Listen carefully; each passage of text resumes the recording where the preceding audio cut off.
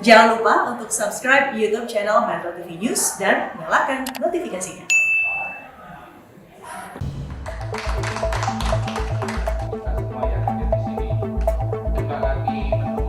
Bahan baru, kita saat ini tengah fokus pada penanganan pandemi, dan saya tegaskan, saya tidak ada niat, tidak ada juga berminat menjadi presiden 3 periode.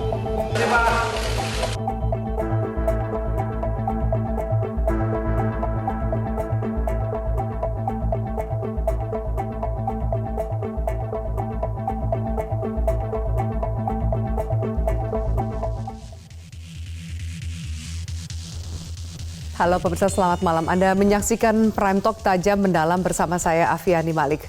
Wacana Presiden 3 periode lagi-lagi muncul ke muka publik, padahal konstitusi jelas membatasi masa jabatan Presiden dan Wakil Presiden sebanyak 2 periode.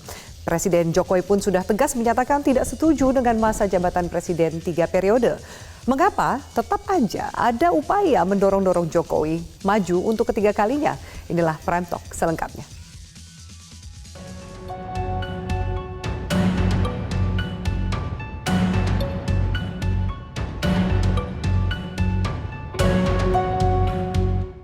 Wacana jabatan Presiden 3 periode terus digoreng elit politik. Wacana tersebut seolah-olah ingin mendorong Presiden Joko Widodo untuk kembali menjadi calon presiden yang ketiga kalinya. Padahal konstitusi jelas-jelas telah membatasi masa jabatan presiden hanya 2 periode. Pakar hukum tata negara Bivitri Susanti menyebut dorongan untuk mewujudkan masa jabatan 3 periode melalui amandemen Undang-Undang Dasar hanyalah angan-angan politikus belaka. Pasalnya, MPR tidak bisa sembarangan untuk mengubah konstitusi. Dibutuhkan sebuah peristiwa politik besar untuk melakukan amandemen Undang-Undang Dasar.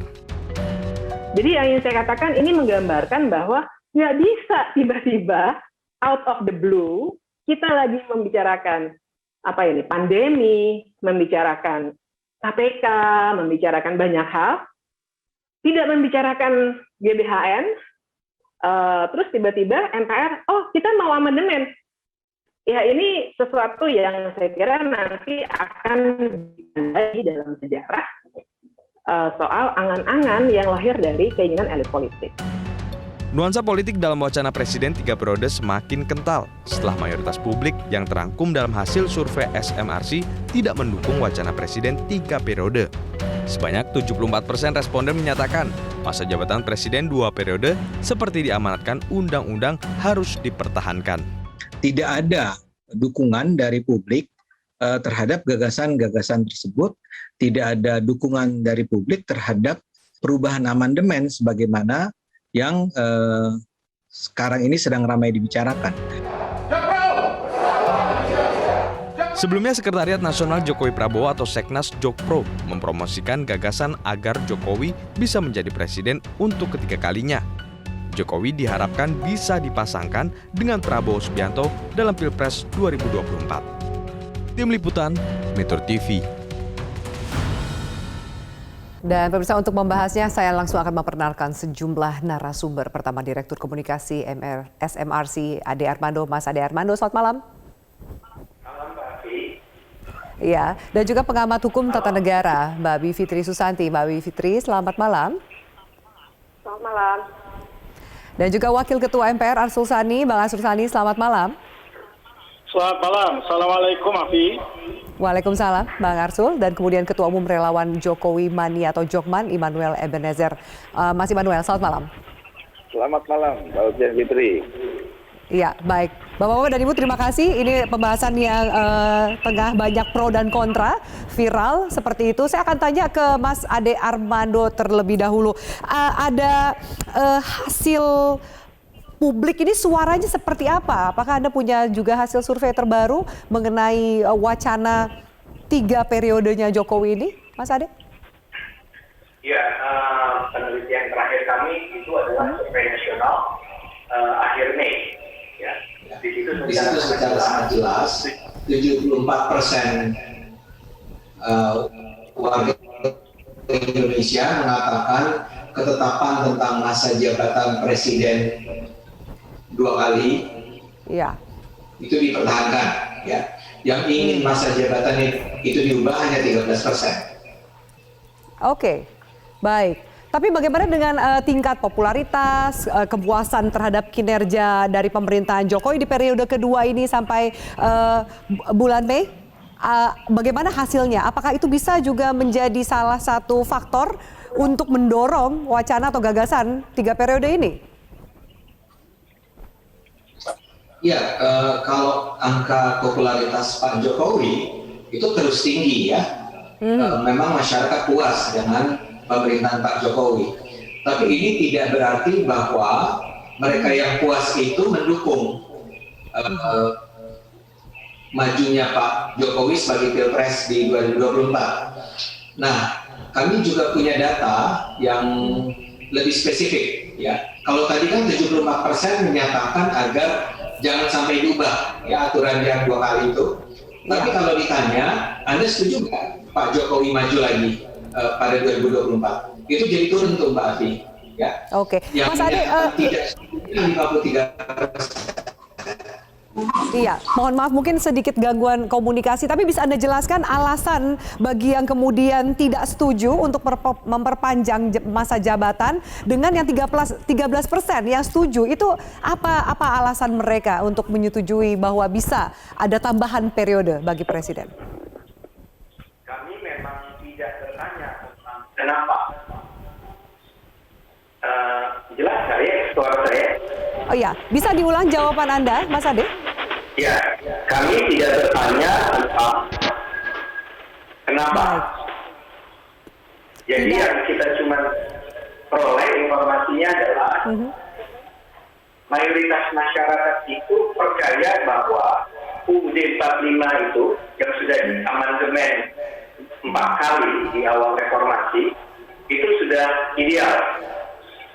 Jadi walaupun barangkali mereka mencintai Pak Jokowi, tapi kalau agar sampai Pak Jokowi itu bisa maju lagi harus mengubah undang-undang, mereka menolak.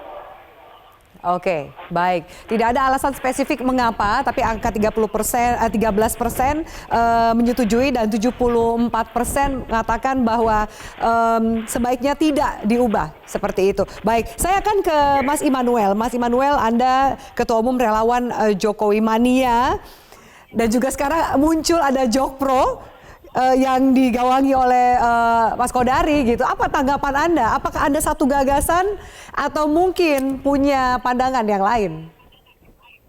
Pertama begini, kita tetap tegak lurus Jokowi, dan kedua kita tetap mengawal sikap konsistensi Presiden Jokowi yang menolak gagasan sesat yang disampaikan oleh Kodari dan Jokpro-nya. Karena kita melihatnya rasionalisasi politiknya menurut saya sangat emosional, nggak rasional. Karena saya melihatnya bahwa Jokpro itu mengusung 3 periode ini pertimbangan rekonsiliasi dan adanya sesuatu perpecahan di 2024. Artinya pandangannya sangat pandangan yang sangat pesimis, dan kami melihat bahwa rekonsiliasi itu bukan harus dengan merusak tatanan atau mencederai demokrasi itu sendiri. Nah, kalau mau disatukan rekonsiliasi, yang direkonsiliasi itu gagasannya, bukan dirusak sistemnya. Nah, saya mencurigai gagasan 3 periode ini jangan-jangan di lingkaran presiden yang masih haus kekuasaan. Karena kita lihat Brutus tanah ini kan sangat menginginkan ini gagasan ini supaya berjalan terus, gagasan 3 periode ini. Makanya kita Jokowi Mania tetap konsisten mendukung sikap Presiden menolak gagasan sesat 3 periode ini. Oke, Anda tidak mendukung, tapi sesat irisannya Anda dan juga Jakpro adalah sama-sama relawan yang mendukung Jokowi. Apa sejauh ini sudah ada komunikasi Anda dengan pihak Kodari seperti itu bahwa jangan-jangan ini hanya test the water, atau saya nggak tahu ya, ini mungkin juga dirasa benarkah niatan tulusnya untuk rekonsiliasi atau ada agenda politik di balik itu yang lebih besar lagi? Ini ada komunikasi seperti itu? Harus dilihat juga sikap Presiden. Pertama soal pernyataan Presiden yang menggagas 3 periode ini mencari muka, menampar muka saya atau menjerumuskan saya. Saya melihatnya dari Jakpro ini tiga-tiganya. Menampar, mencari muka, dan menjerumuskan. Karena apa? Karena tidak ada alasan reason yang rasional terhadap 3 periode ini. Alasan mereka rekonsiliasi bukan seperti itu. Rekonsiliasi itu jangan dirusak sistem yang sudah ada. Dan juga jangan mengkhianati perjuangan kawan-kawan 98 yang salah satu agenda reformasinya adalah apa? Membatasi kekuasaan presiden. Nah ini tiba-tiba Presiden Jokowi digoda-goda untuk 3 periode. Kita sama-sama tahu pendukung presiden ini mayoritas adalah aktivis 98. Yang mereka berjuang di 98 melawan tiran Orde Baru. Artinya jangan juga Kodari ini membawa demokrasi ke era kegelapan zaman Orde Baru. Gitu. Dan ini bahaya. Kalau Kodari mau sesat, biarlah Kodari dengan gerombolannya sesat lah dengan sendirinya. Tapi jangan ajak publik atau jangan juga masyarakat kita hari ini yang lagi coba mencari jalan demokrasi dengan baik, jangan diajarin yang lebih sesat. Ini bahaya. Oke, ini bahaya. Saya akan tanya ke Mbak Bivitri dari sisi tata negara, Mbak Bivitri, bahwa kemudian sepertinya memang ada celah, salah satunya melakukan amandemen Undang-Undang Dasar 1945. Tapi kerumitannya akan seperti apa sebenarnya melakukan amandemen ini, dan apakah ini bisa dieksekusi atau digolkan, atau hanya sekedar angan-angan atau test the water, Mbak Bivitri? Kalau pertanyaannya bisa atau tidak, pasti bisa ya, karena di semua negara konstitusi itu pasti bisa diubah, pasti ada prosedur tersendiri.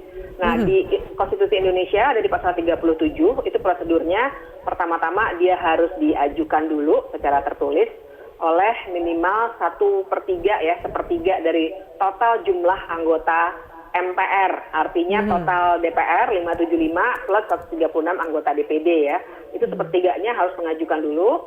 Terus kemudian kalau disetujui masuk ke agenda, rapatnya harus dihadiri 2/3 dari total anggota MPR. Kemudian kalau dalam rapat paripurna harus disetujui minimal 50+1, jadi mayoritas gitu. Jadi artinya memang tidak mustahil. Dan kalau saya kira gini, test the water sangat mungkin. Apapun tujuannya ya, saya kira ini tujuannya sangat politis sebenarnya. Karena Pak Jokowi sendiri tidak mau, berkali-kali bilang. Tadi malam juga saya ada dialog lagi dengan jajaran istana, dikatakan lagi tidak mungkin, tidak mau begitu. Jadi saya kira ada motif-motif politik yang kita bisa duga ya, kalau bolehlah kita namakan manuver koboi begitu ya, karena orangnya sendiri sudah tidak bersedia. Nah tapi begini bahayanya, dengan terus-menerus membicarakan hal ini bisa jadi kemudian ini akan kejadian. Kenapa? Satu, elit politik akan mengambil kesempatan. Jadi karena dimungkinkan toh amandemen ini gitu, walaupun jalannya tidak semudah membalikkan telapak tangan. Dan yang kedua bahayanya adalah ketika masyarakat mulai memikirkan, oh iya ya bisa ya 3 periode, karena Pak Jokowi memang harus diakui sangat populer ya. Jadi saya kira kalau boleh saya masuk ke materinya Mas Adi Armando tadi. 74% bilang tidak setuju kalau 3 periode, tapi 40, sekian begitu masuk nama Pak Jokowi, oh mau kalau Pak Jokowi begitu ya. Saya menangkapnya itu ada 2 hal ya. Pertama tentu saja popularitas Pak Jokowi yang ya harus diakui luar biasa begitu ya. Tapi juga yang kedua karena banyak orang yang tidak mau keluar dari zona nyamannya. Jadi begitu ada kemungkinan, ada kemungkinan ya 3 periode. Memperpanjang masa zona nyaman itu. Betul, jadi saya kira ini fenomena yang saya tangkap. Karena kalau saya lihat profil respondennya SMRC kemarin, sebaran desa kota memang hampir 50-50, tapi tidak ada penggambaran pendapatan ya. Tapi saya kira responden kebanyakan dugaan saya, silakan dikoreksi bila keliru, adalah kelas menengah ke atas yang memang nyaman di masa Pak Jokowi ini, sehingga ketika ada disodorkan kemungkinan 3 periode, berubah dari 74% jadi 40, sekian persen. Nah, jadi itu yang saya tangkap, dan ini sebabnya menurut saya orang-orang seperti Mas Kodari ya, kawan baik kita semua saya kira ya, harusnya menghentikan isu-isu yang sebenarnya tidak baik bagi demokrasi kita. Itu yang pesan penting yang harus disampaikan kepada semua orang. Ini bukan pesan yang baik untuk demokrasi kita. Oke, bukan pesan yang baik untuk demokrasi, dan kemudian tadi Mas Manuel mengatakan bahwa ini berbahaya. Tapi saya akan kembali kutip karena wacana terakhir soal Jokowi bisa berkesempatan 3 periode dijawab oleh Pak Jokowi di Maret 2021, mengatakan tidak berminat untuk 3 periode, tetap sesuai dengan amanah konstitusi seperti itu. Ada statement dari pihak KSP yang mengatakan bahwa itu semua terserah dan kembali lagi ke MPR. Sejauh ini bagaimana MPR menampung aspirasi dari masyarakat? Iya, saya kira MPR memang tengah melakukan proses amandemen yang sebenarnya saya juga tidak setuju, tapi bukan untuk 3 periode, melainkan tentang haluan negara. Ya, jadi itu yang terus-menerus sedang berjalan. Kalau 3 periodenya saya kira sama sekali belum dibicarakan. Jadi ke arah situ pun saya kira masih cukup jauh ya. Dan saya kira harapan dari Mas Kodari dan kawan-kawan adalah supaya ini memang di pick up oleh elit politik, dan bahkan ada dorongan katanya siapa tahu PDIP kemudian jadi meminta Pak Jokowi untuk yang ketiga kalinya. Soal itu saya kira soal berikutnya ya, tapi ini saya kira yang diharapkan dari kelompok yang mendorong 3 periode ini. Oke, baik. Saya akan lempar ke Pak Arsul Sani dari sisi MPR, seperti apa? Apakah memang benar bolanya ini dikembalikan, ditendang lagi ke MPR karena dikatakan dari pihak SP terserah dan kembali ke MPR? Apakah ada urgensinya untuk kemudian melakukan amandemen undang-undang? Kita nantikan jawaban Pak Arsul. Usai jeda, tetaplah bersama kami. Ada yang ngomong presiden dipilih 3 periode, itu ada 3 menurut saya. 1, ingin menampar muka saya, ya. Yang kedua, ingin cari muka, padahal saya sudah punya muka. Yang ketiga, ingin menjerumuskan. Itu aja. Sejak awal saya sampaikan. Oke, itu adalah respon dari Presiden Jokowi menanggapi isu untuk menjabat selama 3 periode. Yang disampaikan adalah bagaimana menampar muka, mencari muka, bahkan menjerumuskan. Ya tadi disampaikan oleh Mas Immanuel, ini 3-tiganya nih jika memang ternyata didorong terus seperti itu. Saya akan tanya ke Pak Arsul. Pak Arsul, bahwa kuncinya salah satunya adalah di MPR. Bagaimana aspirasi yang diserap oleh teman-teman di MPR sendiri mengenai gagasan 3 periode ini?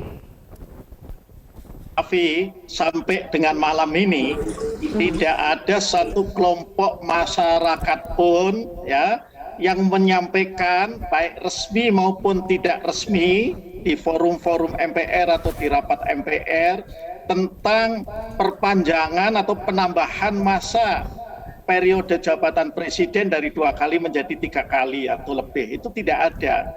Di internal MPR sendiri, kami pimpinan MPR, fraksi-fraksi, dan kemudian juga Badan Pengkajian MPR itu tidak pernah atau belum pernah bicara tentang wacana untuk katakanlah ya memperpanjang periode jabatan presiden dari 2 kali menjadi 3 kali. Itu tidak ada satu-satunya wacana yang terkait dengan amandemen, dan tahapannya ada dalam tahapan kajian oleh Badan Pengkajian adalah memasukkan ya apa yang saya kira sudah diketahui oleh publik, pokok-pokok haluan negara ya ke dalam Undang-Undang Dasar Negara Republik Indonesia tahun 1945.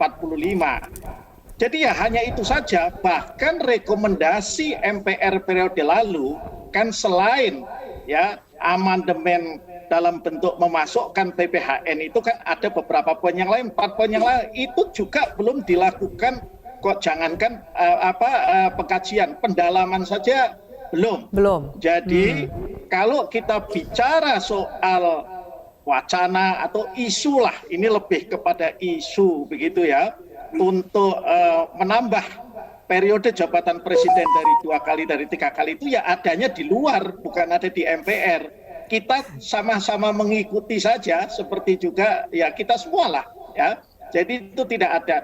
Dan saya kira kalau kita lihat respon ya pimpinan MPR yang tentu mencerminkan sikap dari fraksi dan partai politik ya, itu kan semuanya negatif semua. ya. Masa? Kita lihat beneran nih Mas Arsul. Soalnya saya mau mengklarifikasi, mau konfirmasi ke Anda bahwa kemudian rekan Anda di MPR, Syarifuddin Hasan dari Demokrat mengaku sudah mendengar ide itu meski idenya dinilai masih non formal. Bahkan bahwa sebenarnya sudah ada pembicaraan ini sebelumnya terutama di partai koalisi pendukung pemerintah. Ada yang bahkan mengendorse ide ini. Pak, saya tidak tahu persis Pak Sarif bilang apa, saya ikuti statementnya dia, ya. Kalau soal mendengar ya, saya juga mendengar dalam arti saya membaca apa yang dimuat di media, ya, soal diskursus ini. Jadi kalau itu semua yang mendengar, ya. Tetapi kemudian itu disampaikan ke MPR belum pernah, ya. Ada pembicaraan di antara pimpinan MPR atau pimpinan fraksi-fraksi MPR juga tidak pernah soal itu, ya. Dan saya kira kita ikuti statementnya misalnya fraksi yang paling besar lah ya, Mas Ahmad Basarah, sebelumnya juga Bu Mega tegas kok soal itu, ya. Baik. Saya minta tanggapan dari Mas Ade. Mas Ade juga tadi sempat dikutip statement dan data Anda oleh Mbak Bivitri begitu. Tanggapan Anda sejauh ini seperti apa? Bisakah kemudian angka 13% yang kemudian dari survei terakhir Anda mengatakan menolak untuk perpanjangan masa jabatan presiden menjadi 3 periode, dengan kemudian isu ini terus bergulir dan tingkat popularitas Jokowi begitu tinggi, bisakah kemudian angka itu akan bertambah seiring dengan waktu? Itu tentu saja bisa bertambah. Tapi satu hal yang harus kita ingat adalah potensi perpecahan di tengah masyarakat, akar rumput akibat ide tentang memajukan kembali Pak Jokowi sebagai calon presiden. Itu harganya bisa sangat mahal. Mungkin konflik elitnya di MPR bisa diredam, entah dengan cara seperti apa. Tapi data SMRC itu menunjukkan begini, Mbak Afi. Ada 3 kubu dalam hal persetujuan, yang setuju dan tidak setuju mengenai pencalonan kembali Jokowi pada 2024. Kubu pertama adalah yang firm menolak, tegas. Jadi para pendukung partai tertentu itu firm menolak. Makanya di atas 70% itu menolak. Itu adalah PKS, Gerindra, P3, dan Demokrat. Ya, 4 kelompok ini firm pendukungnya bilang tidak, ya 70%. Ya ada 30% saja, itu 70% menyatakan 4 partai itu sama-sama. Kemudian di tengah-tengah ada yang netral, yang 50-50%. Itu adalah Golkar, itu adalah siapa lagi? PAN, ya. Tapi kalau yang mendukung cukup tinggi lah, paling tidak dukungannya terhadap pencalonan itu adalah PDIP. Ini adalah pemilih, Mbak Tati. Ya. Jadi kalau terjadi perdebatan tentang ide ini, yang akan ramai itu di lapangan antara para pendukung tersebut, yang keras menolak dan yang keras mendukung. Dan buat saya itu harga yang terlalu mahal.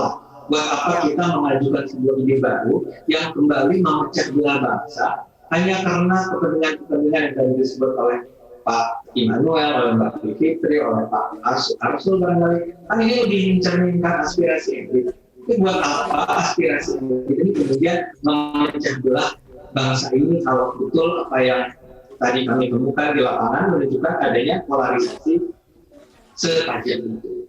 Itu saja tambahan saya yang berarti. Saya minta maaf, saya harus minta izin kepada penonton juga semua, mudah-mudahan percakapan ini membawa manfaat buat bangsa ini. Baik, terima kasih Mas Ade Armando untuk waktu dan diskusi kita di Prime Talk. Terima kasih atas partisipasi Anda, dan pemirsa kita harus jeda. Saya akan kembali bahas lanjutan dari topik kita. Ada juga wacana lain, jika ternyata tidak bisa 3 periode, bisa mungkin untuk memperpanjang masa jabatan presiden. Nah, saya minta tanggapan dari para narasumber lainnya. Tetaplah bersama kami. Ya, kalau misalkan 3 periode nggak sesuai dong. Nanti jatuhnya kayak dulu lagi. Pas waktu zaman Pak Soeharto. Yang jelas siapapun presidennya, saya tetap dukung. Karena kan negara kita negara demokrasi kan. Siapapun presidennya, mau setelah Bapak Jokowi lengser, terus yang jadi siapa, tetap saya dukung sih. Tapi kalau untuk 3 periode, kayaknya enggak sih. Untuk presiden 3 periode ya, emang kita semua juga udah tahu ya, untuk peraturannya presiden tuh dari 2 periode. Gitu. Dari saya segitu. Ya saya setuju, apalagi gitu sosoknya ya, itu loh saya udah setuju pasti. Jangankan 3 periode, 2,5 periode lah dipotong sedikit 2,5 periode menjelang nih kayaknya pandemi misalkan habis ternyata vaksinnya sukses atau kayak gimana untuk melanjutkan lagi masih 2,5 periode tanggung gitu di Papua. Oke, itu adalah komentar dari para warga soal tema kita pada malam hari ini. Mungkinkah kemudian jika perpanjangan masa jabatan presiden menjadi 3 periode? Nah, saya minta tanggapan dari Mas Immanuel. Kalau tadi juga seperti yang saya sampaikan pertanyaan sebelum kita jeda, ternyata ada juga yang disambut oleh statement seorang warga. Kalau ternyata nggak usah 3 periode, 2,5 lah. Artinya bahwa tidak 3 periode, tapi bagaimana? Karena ada wacana lain jika ternyata tidak bisa 3 periode, bagaimana jika menambah atau memperpanjang masa jabatan presiden? Apa tanggapan dari teman-teman di Relawan Jokowi Mania? Ini, ya kalau seandainya peluang itu ada, ya nggak masalah, gitu loh. Tapi persoalannya tetap kami menolak gagasan 3 periodenya. Kemudian ketika secara konstitusi kan hari ini tertutup, tapi secara politik. Periode, tapi memperpanjang atau menambah masa jabatan presiden tidak Anda tolak ya? Ya ketika peluang itu ada tanpa melanggar konstitusi dan demokrasi nggak masalah. Tapi ketika itu melanggar ya berat juga, karena saya tidak tahu rekonstruksi hukumnya, karena kan saya bukan ahli tata negara. Jadi saya menjawabnya juga masih gampang juga ini. Tapi secara spesifik, ketika tadi persis kayak publik menyampaikan tadi bahwa ketika presiden mampu menyelesaikan masa pandemik dan sukses, kenapa kita tidak memberi bonus penambahan kekuasaannya? Okay. Ketika bonus itu dikehendaki oleh publik. Penambahan masa jabatan sebagai bonus jika dirasa mampu mengatasi atau menangani pandemi. Anda rasa bahwa itu bisa?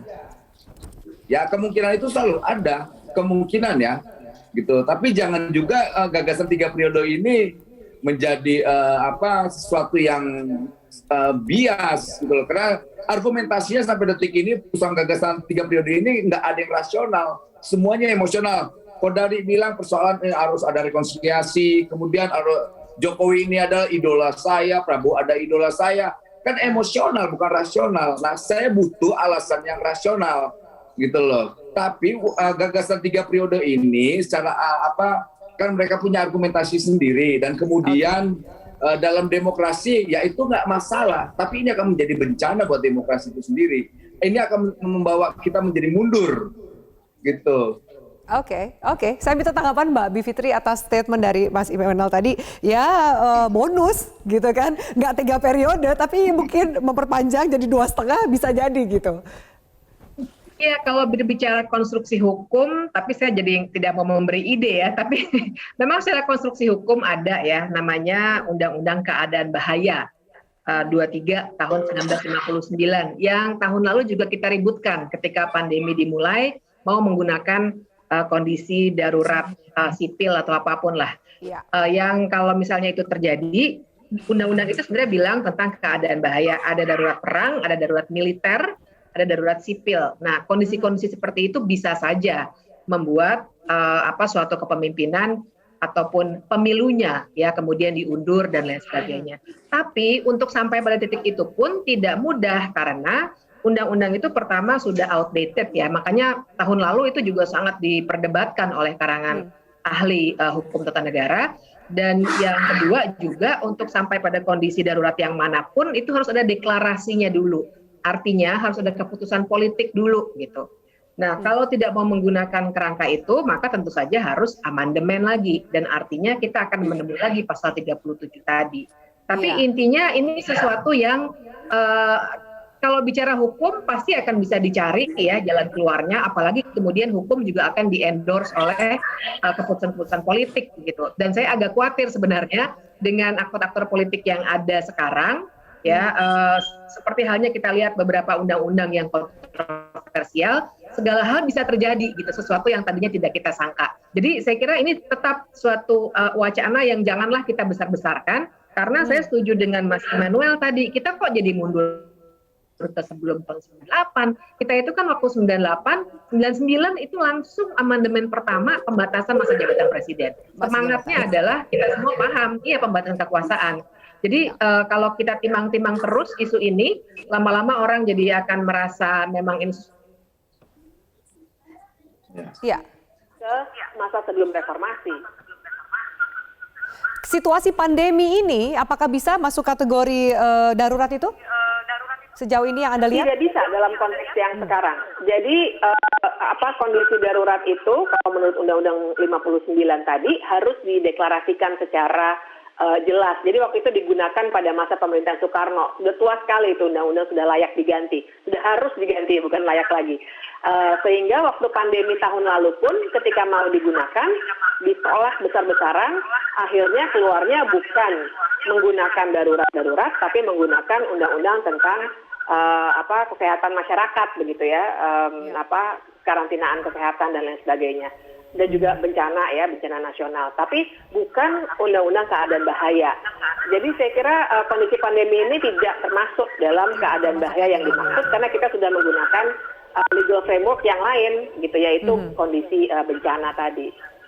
Oke, Bang Arsul, apa jaminan bahwa ide soal memperpanjang masa jabatan presiden atau menambah satu periode lagi untuk masa jabatan presiden, apa jaminannya bahwa itu tidak dimasukkan nanti saat pembahasan mengenai pokok-pokok haluan negara yang masih berjalan atau digodok oleh MPR? Afi, saya kira begini, yang harus kita pahami juga adalah bahwa konsekuensi hukum antara merubah masa jabatan presiden dari 2 periode menjadi lebih dari 2 periode, katakanlah 3 periode, dengan memperpanjang masa jabatan presiden untuk tadi, kalau Mas Immanuel bilang misalnya setengah periode karena keadaan darurat, itu berbeda konsekuensinya. Kalau kita merubah masa periodisasi presiden dari 2 kali menjadi 3 kali, ya, itu kan akan berlaku terus, ya. Akan berlaku terus, artinya nanti periode setelah Pak Jokowi pun presiden bisa 3 kali, ya. 3 periode. Nah, tetapi kan kalau menggunakan yang tadi Mbak Bibi terangkan, itu kan akan sangat tergantung dari situasi dan kondisinya. Itu pun saya kira masih ada 2 pendapat. Ada yang mengatakan cukup dengan menggunakan undang-undang yang ada, yang tadi Mbak Bibi tidak setuju.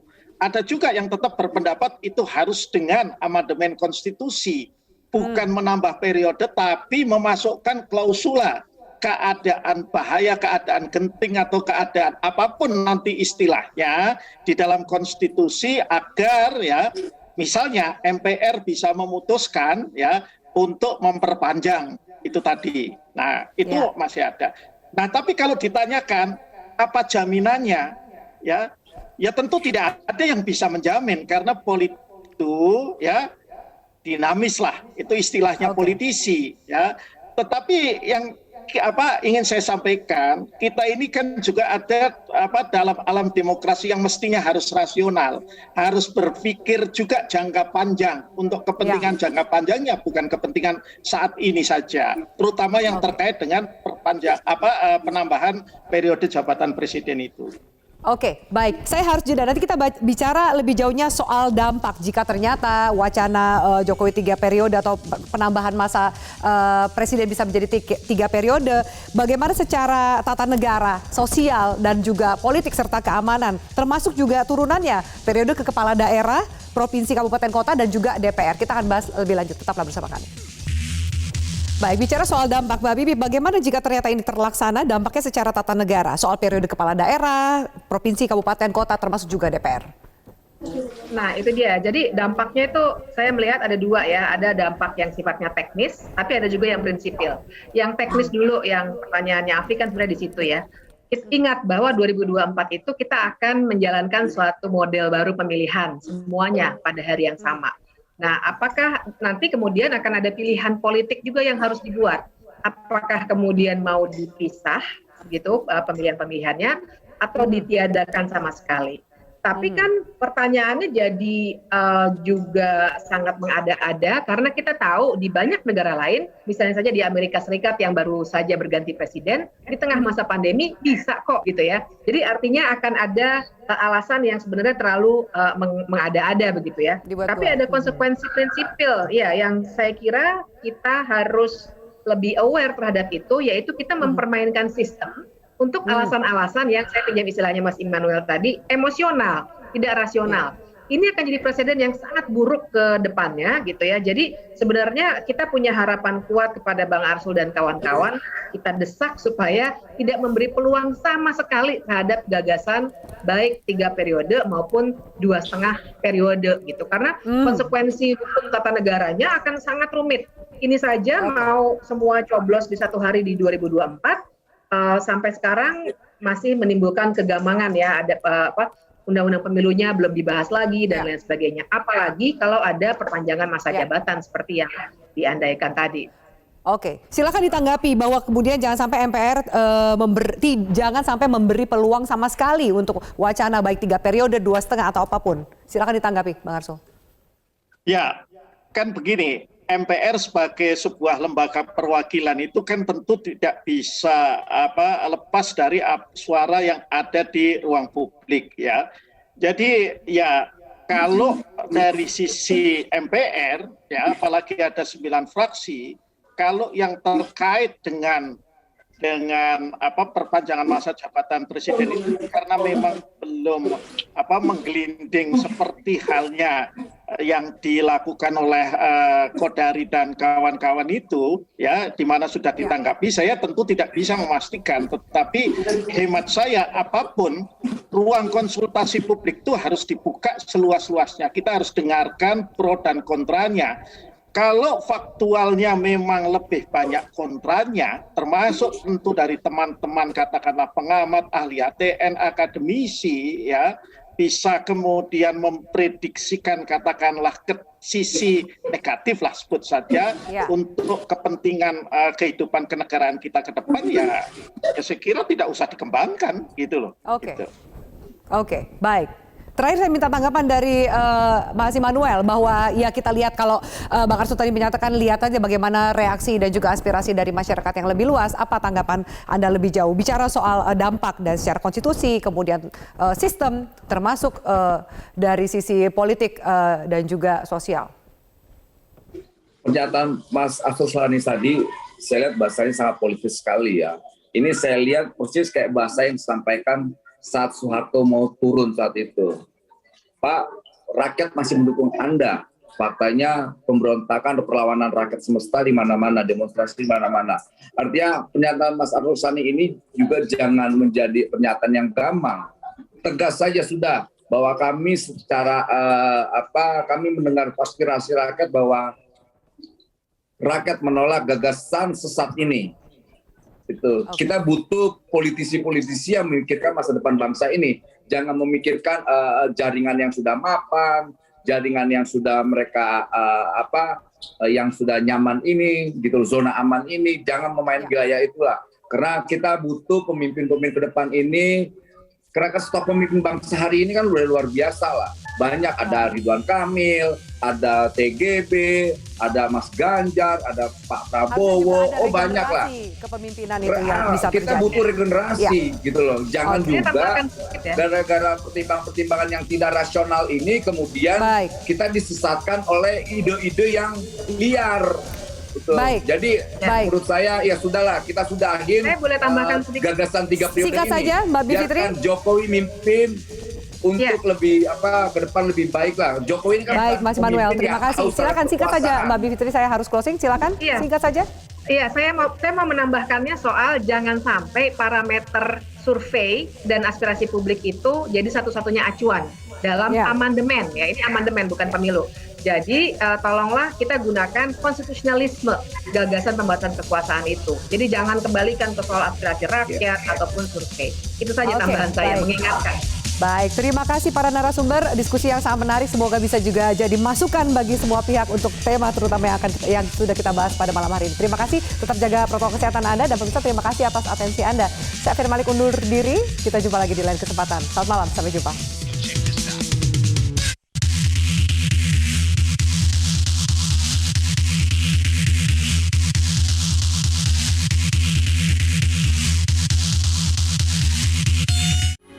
Metro TV